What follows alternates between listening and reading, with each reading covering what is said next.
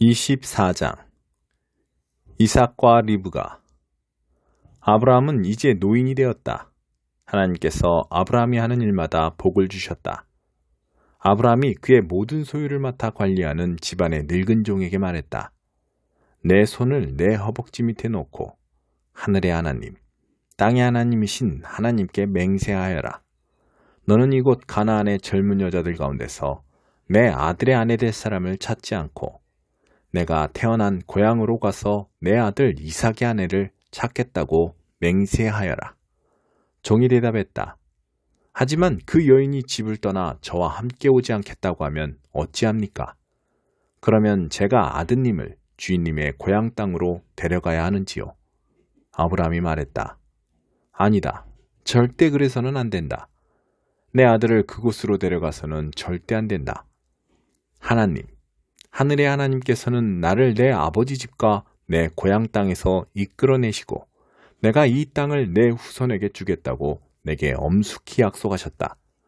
그러니 그 하나님께서 천사를 너보다 앞서 보내셔서 내 아들의 아내 될 사람을 찾게 하실 것이다. 그 여인이 오지 않겠다고 하면 너는 내게 한 맹세에서 풀려나게 될 것이다. 그러나 어떠한 경우에도 내 아들을 그곳으로 데려가서는 안 된다. 그 종은 자기 주인 아브라함의 허벅지 밑에 손을 넣고 엄숙히 맹세했다. 종은 주인의 낙타떼에서 10마리를 가져다가 주인이 준 선물을 싣고 아람 나하라임에 이르러 나홀의 성을 찾아갔다. 그는 성 밖에 있는 한 우물가에서 낙타들을 쉬게 했다. 때는 여인들이 물을 기르러 나오는 저녁 무렵이었다. 그는 이렇게 기도했다. 하나님, 제 주인 아브라함의 하나님, 오늘 일이 순조롭게 이루어지게 해주십시오. 제 주인 아브라함을 선대해 주십시오. 제가 이곳 우물가에 서 있다가 마을에 젊은 여인들이 물을 기르러 나오면 한 여인에게 그대의 물동이를 기울여 물을 마시게 해주시오 하고 말하겠습니다. 그때 그 여인이 드십시오. 제가 당신의 낙타들에게도 물을 먹이겠습니다 하고 대답하면 그 여인이 바로 하나님께서 당신의 종 이삭을 위해 택하신 여인인 줄 알겠습니다. 이것으로 하나님께서 제 주인을 위해 뒤에서 은혜롭게 일하고 계신 줄 알겠습니다. 그가 말을 마치자마자 리브가가 어깨에 물동이를 메고 나왔다. 그녀는 아브라함의 동생 나홀의 아내인 밀가가 낳은 부두엘의 딸이었다. 그 여인은 눈부시게 아름다웠고 아직 남자를 알지 못하는 처녀였다. 그녀가 우물로 내려가서 물동이에 물을 채워가지고 올라왔다. 그 종이 그녀에게 달려가서 말했다. 그대의 물동이에 든 물을 한 모금 마실 수 있겠소? 그녀가 말했다. 그럼요, 드십시오. 그녀는 물동이를 받쳐 들고 그가 물을 마실 수 있게 해주었다. 그가 물을 실컷 마시고 나자 그녀가 말했다. 제가 낙타들도 실컷 마실 수 있도록 물을 길어다 주겠습니다. 그녀는 곧 물동이에 물을 여물통에 붓고 다시 우물로 내려가 물동이를 채웠다. 그녀는 낙타들에게 물을 다 먹일 때까지 계속해서 물을 길어왔다. 이것이 하나님의 응답인지, 과연 하나님께서 이 여행 목적을 이루어 주신 것인지, 그 사람은 말없이 그 모습을 지켜보고 있었다.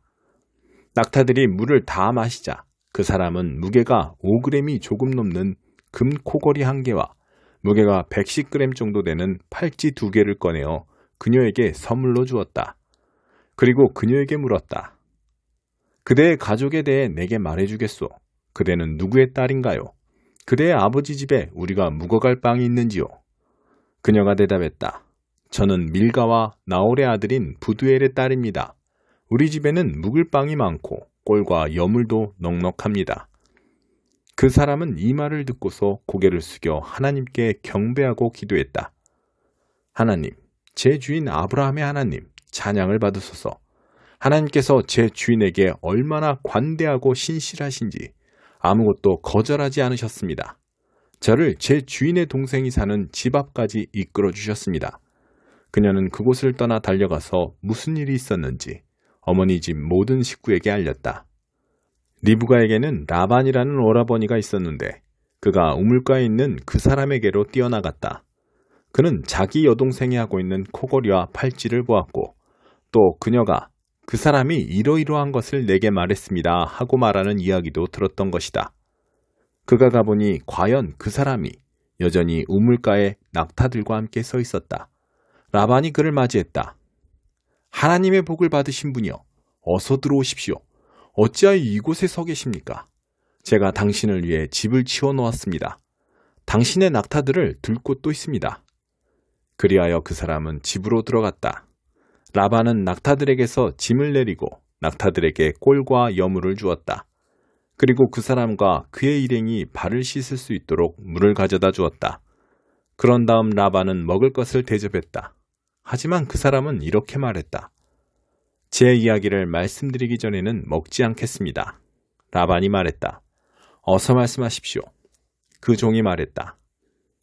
저는 아브라함의 종입니다. 하나님께서 제 주인에게 복을 주셔서 유력한 사람이 되게 하셨습니다. 하나님께서 그분에게 양과 소, 은과 금, 남종과 여종, 낙타와 나귀를 주셨습니다. 결국에는 제 주인의 부인인 사라가 늙음하게 그분의 아들을 낳았고 그분은 모든 재산을 그 아들에게 넘겨주셨습니다. 제 주인께서는 제게 맹세하라 하시면서 내가 살고 있는 이 땅 가나안 사람의 딸들 가운데서 내 아들의 아내가 될 사람을 찾지 말고 내 아버지 집, 내 친족에게로 가서 그곳에서 내 아들의 아내가 될 사람을 찾아오너라 하고 말씀하셨습니다. 저는 제 주인에게 하지만 그 여인이 저와 함께 오지 않겠다고 하면 어찌합니까? 하고 말씀드렸습니다. 그분께서는 내가 마음을 다해 섬기는 하나님께서 천사를 너와 함께 보내셔서 일이 잘 되게 해주실 것이다. 내가 내 친족, 내 아버지 집에서 내 아들의 아내가 될 사람을 데려오게 하실 것이다. 그런 뒤에야 너는 맹세에서 풀려나게 될 것이다. 내가 내 친족에게 갔는데 그들이 그녀를 내게 내주지 않더라도 너는 맹세에서 풀려나게 될 것이다 하고 말씀하셨습니다. 제가 오늘 우물가에 이르렀을 때 저는 이렇게 기도했습니다. 하나님, 제 주인 아브라함의 하나님, 제가 맡은 이 일이 잘 이루어지게 해주십시오. 저는 이 우물가에 서 있겠습니다. 한 젊은 여인이 물을 기르러 이곳에 오면 제가 그녀에게 그대의 물동이의 물을 한 모금 마시게 해주십시오 하고 말하겠습니다. 그때 그녀가 제가 당신에게 물을 드릴 뿐 아니라 당신의 낙타들에게도 물을 먹이겠습니다 하고 말하면 바로 그 여인이 하나님께서 제 주인의 아들을 위해 택하신 여인인 줄 알겠습니다. 제가 이 기도를 마치자마자 리브가가 물동이를 어깨에 메고 도착했습니다. 그녀는 우물로 내려가 물을 길었고 저는 물 좀 주시겠소 하고 물었습니다. 그녀는 주저하지 않고 물동이를 내밀며 드십시오. 당신께서 다 드시면 제가 당신의 낙타들에게도 물을 먹이겠습니다 하고 말했습니다. 제가 물을 마시자 그녀는 낙타들에게도 물을 주었습니다. 저는 그녀에게 그대는 누구의 딸인가요? 하고 물었습니다. 그녀는 자신이 나홀과 밀가의 아들인 부두엘의 딸입니다 하더군요. 저는 그녀에게 코걸이 한 개와 팔찌 2개를 주고 고개를 숙여 하나님께 경배했습니다. 저는 저를 제 주인의 친족이 사는 집 앞으로 곧장 이끄셔서 주인 아들의 아내가 될 여인을 얻게 하신 하나님, 제 주인 아브라함의 하나님을 찬양했습니다. 이제 여러분은 어떻게 하실지 제게 말씀해 주십시오. 여러분께서 관대하게 승낙하시려거든 그렇게 하겠다고 제게 알려주십시오. 그렇지 않거든 제가 다음 일을 생각할 수 있도록 분명하게 말씀해 주십시오. 라반과 부두엘이 대답했다. 이 일은 전적으로 하나님께로부터 비롯된 일입니다. 이 문제에 대해 우리는 어느 쪽이든 할 말이 없습니다. 리브가를 당신께 맡기니 데려가십시오. 하나님께서 분명히 밝히신 대로 당신 주인 아들의 아내로 삼으십시오. 아브라함의 종은 그들의 결정을 듣고서 고개를 숙여 하나님께 경배했다. 그런 다음 은금 패물과 옷가지를 꺼내어 리브가에게 주었다. 그는 그녀의 오라버니와 어머니에게도 값비싼 선물을 주었다. 그와 그의 일행은 저녁을 먹고 밤을 지냈다. 그들은 아침 일찍 일어났다. 그 종이 말했다. 저를 제 주인에게로 돌아가게 해주십시오. 리브가의 오라버니와 어머니가 말했다. 저 아이를 한 열흘쯤 더 머물다 가게 해주십시오. 종이 대답했다.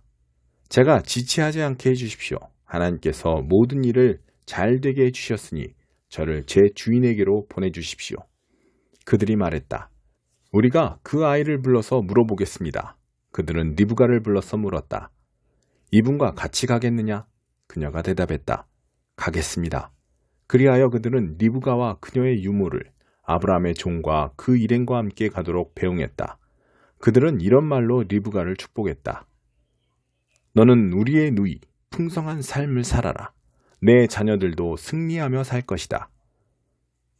리브가와 젊은 여종들이 낙타에 올라타고 그 사람을 따라 나섰다. 그 종은 리브가를 데리고 주인의 집을 향해 출발했다. 이삭은 네겝 지역에서 살고 있었다. 그는 브엘라 헤로이를 방문했다가 막 돌아왔다. 저녁 무렵 그가 들에 나가 묵상하던 중에 눈을 들어보니 낙타떼가 오는 것이 보였다. 리브가도 눈을 들어 이삭을 보고는 낙타에서 내려 그 종에게 물었다. 들판에서 우리를 향해 오는 저 남자는 누구입니까? 제 주인이십니다. 그녀는 너울을 꺼내어 얼굴을 가렸다. 그 종이 이삭에게 여행의 자초지종을 말하자 이삭은 리브가를 자기 어머니 사라의 장막으로 데리고 들어갔다. 그는 리브가와 결혼하고 그녀는 그의 아내가 되었다. 이삭은 리브가를 사랑했다. 이삭은 어머니를 여인 뒤에 위로를 받았다. 23장 종교의 패션쇼. 이제 예수께서 제자들과 그 곁에 함께 모인 무리를 보시며 말씀하셨다. 종교학자와 바리새인들은 하나님의 율법에 관해서라면 유능한 교사들이다. 모세에 관한 그들의 가르침을 따른다면 너희는 잘못될 일이 없을 것이다. 그러나 그들을 따르는 것은 조심하여라. 그들이 말은 잘하지만 그 말대로 살지는 않는다. 그들은 그것을 마음에 새겨 행동으로 옮기지 않는다. 모두 겉만 번지르르한 가식이다. 그들은 하나님의 율법을 하나님의 잔치상에서 먹고 마시는 양식과 음료로 제시하지 않고 규칙 다발로 묶어서는 마치 말이나 소에게 하듯 너희에게 잔뜩 짐을 지운다. 그들은 너희가 그 짐을 지고 비틀거리는 모습을 보면서 즐거워하는 것 같고 손가락 하나라도 까딱하여 도와줄 생각은 하지 않는다. 그들의 삶은 끝없는 패션쇼다. 오늘은 수놓은 기도쇼를 두르고 내일은 현란한 기도를 올린다. 그들은 교회 식사 때 상석에 앉고 가장 중요한 자리를 차지하며 사람들의 지켜 세우는 말에 우쭐하면서 명예하기를 받고 박사님과 목사님으로 불리기를 좋아한다. 너희는 사람들에게 그런 대접을 받지 않도록 하여라. 사람들이 너희를 우러러보지 말게 하여라.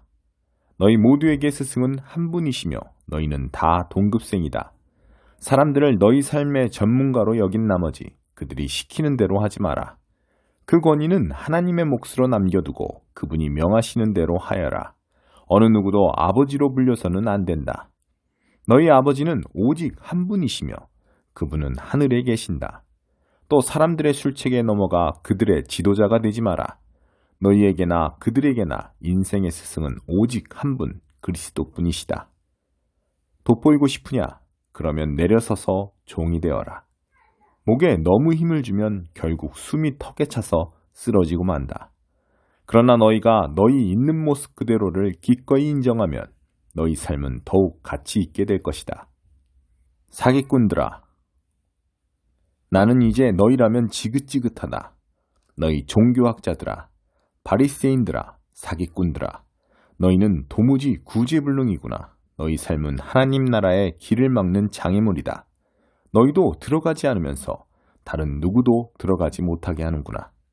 너희 종교학자들아, 바리새인들아, 사기꾼들아, 너희는 도무지 구제불능이구나. 너희는 회심자 하나를 얻으려고 세상을 반바퀴나 돌다가 일단 얻으면 그를 너희 복제품으로 만들어서 갑절로 저주받게 하는구나. 너희는 도무지 구제불능이구나. 얼마나 교만하고 미련하냐. 너희는 새끼손가락 걸고 약속하면 아무것도 아니지만 성경책에 손을 얹고 맹세하면 중요하다고 말한다. 이 무슨 무식한 소리냐. 성경책 가죽이 내 손의 살가죽보다 더 중요하단 말이냐. 또 악수하면서 약속하면 아무것도 아니지만 하나님을 증인 삼아 손을 들면 중요하다는 말 같지도 않은 말은 어떠냐. 이런 하찮은 것이나 따지고 있으니 얼마나 우스우냐. 악수를 하든 손을 들든 무엇이 다르단 말이냐. 약속은 약속이다. 예배당 안에서 하든 밖에서 하든 무엇이 다르단 말이냐. 약속은 약속이다. 하나님은 언제나 그 자리에 계셔서 너희를 지켜보시며 너희에게 책임을 물으신다. 너희 종교학자들아, 바리새인들아, 사기꾼들아, 너희는 도무지 구제불능이구나.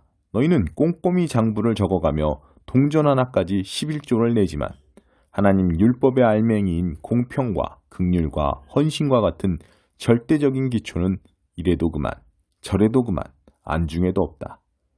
정성스런 장부 정리도 좋다만 기초는 반드시 필요하다. 처음부터 끝까지 다 틀려먹은 인생 이야기를 쓰면서 시시콜콜 맞춤법과 구두점을 따지고 있으니 너희 꼴이 얼마나 우스운지 알기나 하느냐. 너희 종교학자들아, 바리새인들아, 사기꾼들아, 너희는 도무지 구제불능이구나. 너희는 햇빛에 반짝이도록 컵과 그릇의 겉에 광을 내지만 그 속에는 너희의 탐욕과 탐심이 득실거린다. 미련한 바리새인들아, 속을 깨끗이 닦아라. 그래야 반짝이는 겉도 의미 있을 것이다. 너희 종교학자들아, 바리새인들아, 사기꾼들아, 너희는 도무지 구제불능이구나. 너희는 잘 가꾼 묘지처럼 잔디도 가지런하고 꽃도 화사하다만 2미터 아래 땅속에는 온통 썩어가는 뼈와 벌레가 파먹은 살뿐이다. 사람들은 너희를 보며 거룩한 사람인 줄 알지만 속을 들여다보면 너희는 완전히 사기꾼이다. 너희 종교학자들아, 바리새인들아, 사기꾼들아, 너희는 도무지 구제불능이구나. 너희는 예언자들을 위해 화강한 무덤을 쌓고 성인들을 위해 대리석 기념비를 세운다. 그러고는 만일 너희가 너희 조상들의 시대에 살았더라면 손에 피를 묻히지 않았을 것이라고 말한다. 말이 지나치다. 너희도 그 살인자들과 근본이 똑같다. 그래서 죽은 사람들의 수가 날마다 늘어나는 것이다. 뱀들아, 비열한 뱀들아, 너희가 여기서 벗어날 수 있을 것 같으냐? 벌을 받지 않아도 될성 싶으냐? 바로 너희 같은 사람들 때문에 내가 예언자와 지혜로운 길잡이야 학자들을 대대로 보냈건만 너희는 대대로 그들을 업신여기고 폭력배들을 보내 그들을 구박하며 쫓아낸다. 너희가 아무리 발버둥 쳐도 여기서 빠져나갈 수 없다. 선한 사람 아벨의 피에서부터 기도 중에 너희에게 죽임을 당한 바라기아의 아들 사가랴의 피까지 이 땅에 흘린 의로운 피 한 방울 한 방울이 다 너희 책임이다. 내가 너희에게 말한다. 이 모두가 너희에게, 너희 세대에게 돌아갈 것이다. 예루살렘아, 예루살렘아, 예언자들을 죽인 너희여, 하나님의 소식을 가져온 이들을 죽인 너희여, 암탉이 제 새끼를 날개 아래 모으듯이 내가 너희 자녀를 애써 품으려 했건만 너희가 거절한 적이 얼마나 많으냐. 이제 너희는 황폐할 대로 황폐해져서 한간 유령도시가 되고 말았다. 무슨 말을 더 하겠느냐. 내가 곧 여기를 떠나겠다는 이 말뿐이다. 다음번에 나를 볼 때 너희는 오 하나님의 복되신 분, 그가 하나님의 통치를 가지고 오셨다 하고 말하게 될 것이다. 13장. 그날 백성이 듣는 가운데 모세의 책이 낭독되었다. 거기 기록된 내용을 보니 암몬 사람이나 모압 사람은 하나님의 회중에 들지 못하게 되어 있었다. 일찍이 그들은 먹을 것과 마실 것으로 이스라엘 백성을 환영하지 않았기 때문이다. 그들은 이스라엘을 저주하여 방해하려고 발람을 고용하기까지 했으나 하나님께서는 그 저주를 복으로 바꾸셨다. 계시의 낭독을 들은 백성은 이스라엘에서 모든 외국인을 몰아냈다. 이 일이 있기 얼마 전에 제사장 엘리야십이 하나님의 성전 창고를 책임지고 있었다. 그는 도비야와 가까운 사이여서 큰 창고 하나를 그에게 내주었는데 그 창고는 곡식재물, 향, 예배용 그릇, 레위인과 노래하는 사람과 문지기들에게 줄 곡식과 포도주, 기름의 11조, 제사장들을 위한 재물 등을 보관해 두던 곳이었다. 이 일이 있을 때에 나는 예루살렘에 없었다. 바빌론 왕 아닥사스다 32년에 나는 왕께 돌아가 거기서 머물렀다. 나중에 왕의 승낙을 구하고 다시 돌아왔다. 나는 예루살렘에 도착해서야 엘리야십이 하나님의 성전뜰에 있을 방을 도비야에게 내어준 악한 일을 알게 되었다.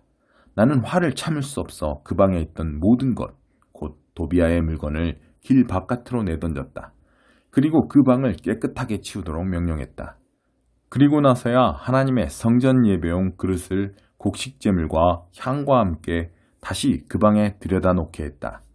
또한 나는 레위인들이 정기적으로 배당되는 양식을 받지 못하고 있음을 알게 되었다. 그래서 예배를 인도하던 레위인과 노래하는 사람들이 모두 성전을 떠나 각자의 농지로 돌아가게 되었다. 나는 관리들을 꾸짖었다. 하나님의 성전이 왜 버려졌소? 나는 모든 사람을 다시 불러들여 각자의 자리에 배치했다. 그러자 온 유다 사람이 곡식과 포도주와 기름의 11조를 다시 창고에 들여다 놓았다. 나는 제사장 셀레냐, 서기관 사독, 레위인 부다야에게 창고의 책임을 맡겼다. 그리고 마따냐의 손자여 삭굴의 아들인 하난을 그들의 오른팔로 삼았다. 이들은 정직하고 근면하기로 정평이 난 사람들이었다. 그들이 책임지고 자기 형제들에게 돌아갈 몫을 골고루 나누어 주었다. 나의 하나님, 이 일로 저를 기억해 주십시오. 제가 하나님의 성전과 예배를 위해 헌신적으로 행한 이 일을 잊지 마십시오. 유다에 돌아와 있던 그 시기에 나는 백성이 안식일에 포도주 틀을 밟고 곡식자루를 들이며 나귀에 짐을 싣는 것을 보았다. 그들은 안식일에 장사하기 위해 포도주와 포도와 무화과와 각종 물건을 가져왔다. 그래서 나는 안식일에는 먹을 것을 팔면 안 된다고 분명하게 경고했다. 예루살렘에 사는 두롯 사람들이 생선 등을 가져와서 안식일에 그것도 예루살렘에서 유다 사람들에게 팔고 있었다. 나는 유다 지도자들을 꾸짖었다. 이게 무슨 일이오? 어찌하여 이런 악을 들여와서 안식일을 더럽히는 거요? 당신들의 조상도 꼭 이같이 하지 않았소? 하나님께서 그 때문에 우리와 이 성에 이 모든 불행을 내리신 것이 아니오. 그런데 당신들은 거기에다 기름을 끼얹고 있어. 안식일이 다가오면서 예루살렘 성문들의 그림자가 드리우면 나는 성문들을 닫고 안식일이 끝날 때까지 열지 말라고 명령했다. 그리고 내 종 며칠 성문마다 세워 안식일에 팔 물건들을 들이지 못하겠다. 각종 물건을 파는 상인들이 한두 번 성문 밖에서 잠을 잤다. 나는 그들을 엄히 꾸짖었다. 여러분은 여기 성 밑에서 잠잘 권한이 없어 내 눈에 다시 띄었다가는 큰일을 당하게 될 줄 아시오. 그것으로 문제가 해결되었다. 그들이 다시는 안식일에 나타나지 않았다.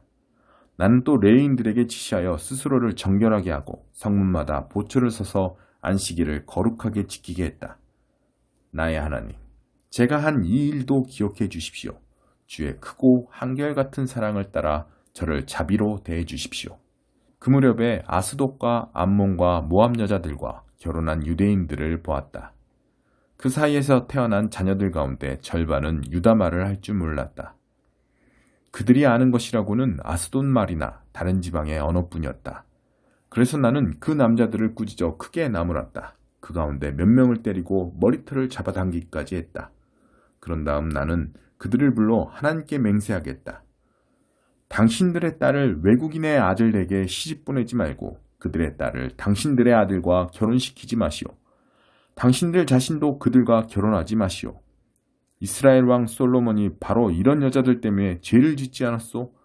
비록 그와 같은 왕이 없었고 하나님께서 그를 사랑하셔서 온 이스라엘의 왕으로 삼으셨지만 그는 외국 여자들 때문에 파멸하고 말았소. 외국인 아내와 결혼하여 이렇듯 큰 악을 저지르고 하나님을 거역하는데 이것을 어찌 순종이라 할 수 있겠소? 대제사장 엘리야십의 손자여 요야다의 아들인 하나는 호론 사람 산발랏의 사위였다. 나는 그를 내 앞에서 쫓아냈다. 나의 하나님, 저들을 잊지 마십시오. 저들은 제사장직을 더럽히고 제사장과 레위인들의 언약을 저버렸습니다. 나는 외국인의 모든 부정한 것으로부터 그들을 깨끗게 했다. 나는 제사장과 레위인들이 할 일을 순서를 정하여 각자 맡은 일을 하게 했다. 또 때를 정해주어 제단에서 쓸 장작을 규칙적으로 공급하고 첫 열매를 바치도록 했다. 나의 하나님, 저를 기억하시고 복을 내려 주십시오. 23장 최고의회 앞에 선 바울. 바울은 침착하게 의회 의원들을 둘러본 다음 자신의 견해를 밝혔다. 친구 여러분, 나는 지금 이 순간까지 평생을 하나님 앞에서 깨끗한 양심으로 살아왔습니다. 그 말에 대제사장 아나니아가 격분했다. 그는 옆에 있던 사람들에게 바울의 뺨을 때리라고 명령했다. 그러자 바울이 응수했다. 하나님께서 당신을 치실 것이오. 이 위선자여, 율법대로 나를 심판한다고 거기에 앉아 있으면서 율법을 어기고 나를 치라고 명하는 것입니까? 측근들이 괘씸하게 생각했다. 어떻게 내가 하나님의 대제사장께 함부로 말았느냐? 바울이 놀란 듯이 행동했다. 그가 대제사장인 줄 내가 어찌할 수 있었겠습니까? 그는 대제사장답게 처신하지 않았습니다. 여러분 말이 맞습니다. 성경에도 백성의 통치자를 욕하지 말라고 했습니다. 미안합니다. 의회의 일부는 사두개인으로, 일부는 바리새인으로 구성되었다. 그들이 서로 얼마나 미워하는지 알고 있던 바울은 그들의 적대감을 이용하기로 했다. 형제 여러분, 나는 대대로 바리새인 집안에서 태어난 충실한 바리새인입니다. 내가 이 법정에 끌려온 것도 바리새인으로서의 내 신념인 죽은 사람들의 소망과 부활을 믿었기 때문입니다. 그가 이렇게 말하자 의회는 바리새인과 사두개인으로 완전히 갈라져서 뜨거운 논쟁을 벌였다. 사두개인들은 부활이나 천사, 심지어 영의 존재도 부인하는 사람들이었다. 그들은 눈에 보이지 않으면 믿지 않았다. 그러나 바리새인들은 그 모두를 믿었다. 그러다 보니 큰 언쟁이 벌어진 것이다. 그때 바리새인 쪽의 종교학자 몇 사람이 언성을 높이면서 반대편 사두개인들의 말문을 막았다. 우리는 이 사람에게서 아무 잘못도 찾지 못하겠소. 만일 어떤 영이나 천사가 이 사람에게 말한 것이라면 어찌하겠소? 행여 우리가 하나님을 대적해 싸우는 것이라면 어찌할 셈이요? 불에 기름을 끼얹는 격이었다. 언쟁이 달아올라 너무 과격해지자 지휘관은 행여 그들이 바울의 사지를 찢어 죽이진 않을까 두려웠다. 그는 병사들에게 바울을 거기서 빼내어 병영 안으로 다시 호송해 가라고 명령했다. 바울을 해치려는 음모. 그날 밤 주님께서 바울에게 나타나셨다. 괜찮다. 다 잘 될 것이다.